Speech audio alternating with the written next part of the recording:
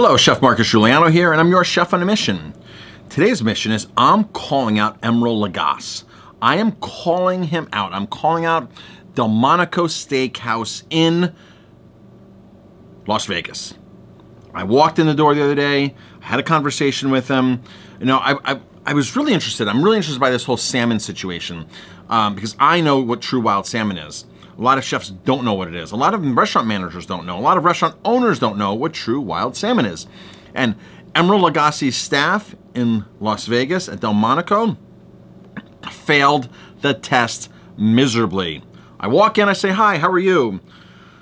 I want to know if you had wild salmon on your menu." I didn't even look at the menu. I just want to know if you had wild salmon. And she goes, "Well, of course we have wild salmon." She says to me, "So it's basically out in the ocean. So it's wild in areas." Quote unquote, I'm telling you, I took meticulous notes. It's basically wild. It's kind of netted out of the ocean, but it's basically wild, okay? The hostess told me that it's basically wild, okay? Now, the average consumer would say, okay, you're right. Basically wild, no problem. I feel good about eating the salmon here. So I said to them, I really want to know how to explain this. If I had to explain this to somebody, how would I explain this to somebody?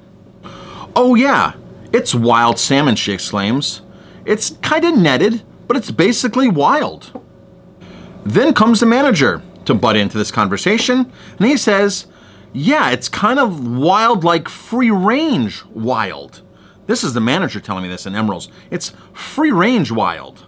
So I repeat and I say it's wild farmed free range salmon is what you're telling me, correct?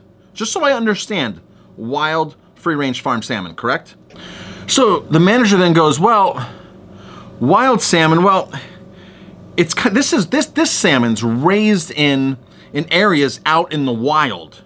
It's not a containment system," is what he says. Quote unquote, it's not a containment system. It's sort of like nets, like the wild salmon's out there. So I say to him, "So I'm kind of confused. Like, what is it being raised in?" And he goes, "It's being raised in the ocean." He goes, this is quote unquote, people. He goes, "It's not in tanks or anything like that. It's out there swimming free." This is the manager. This is Emeril Lagasse's manager. It's sort of out there eating free. Now, I have no idea where the salmon's from yet, okay? But I know the salmon's farm raised. I know darn well that salmon is farm raised. And this guy he's painted the best possible picture for farm salmon. But wait, it gets better. He further follows up to say, it's swimming free, but it's not like the Columbia River or something like that, but it's swimming free. So then I ask him, "Well, what does the fish eat?" He responds to me, "Well, it's eating fishes out in the wild." He's like laughing. "It's eating fishes out in the wild."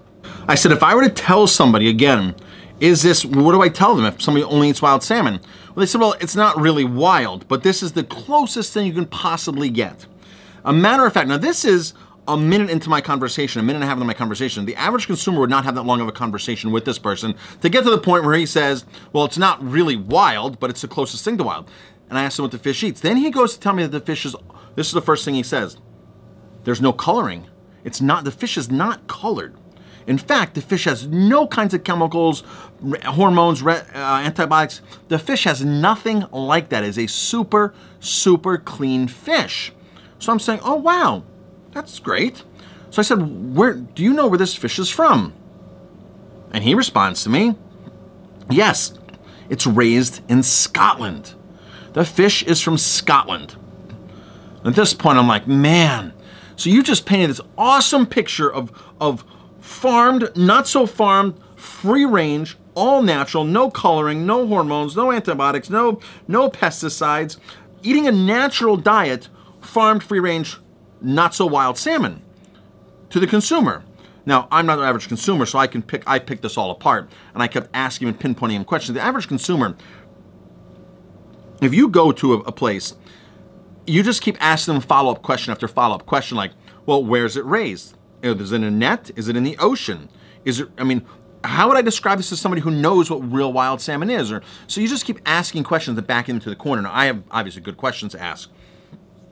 When he started saying that there's no colorings and this and that, first of all, as a national statistic, in Scotland alone.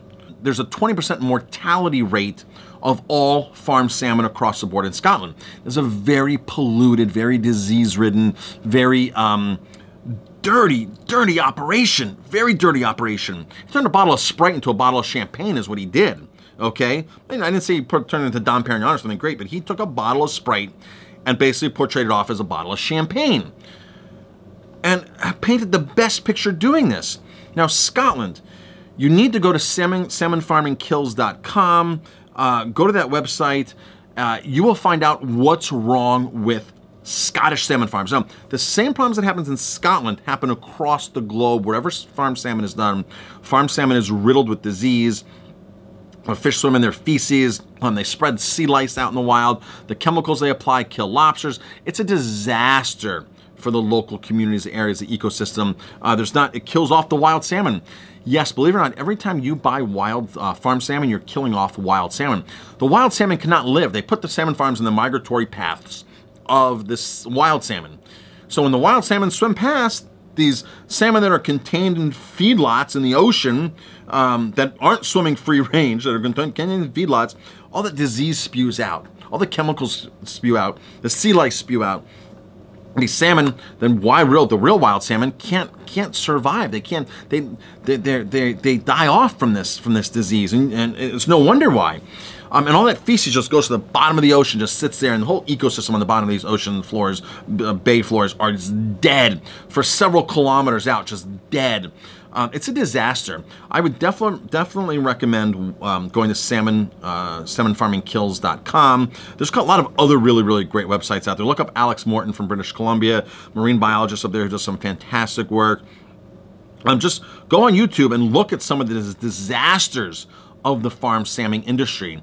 But again, this is a celebrity chef. This is Emeril Lagasse, and he needs to be held accountable for this because his staff needs to be trained properly. So what I suggest is you tweet this out to Emeril. You tweet this to his organization. You tell him that you're extremely dissatisfied with the way they're willing to portray,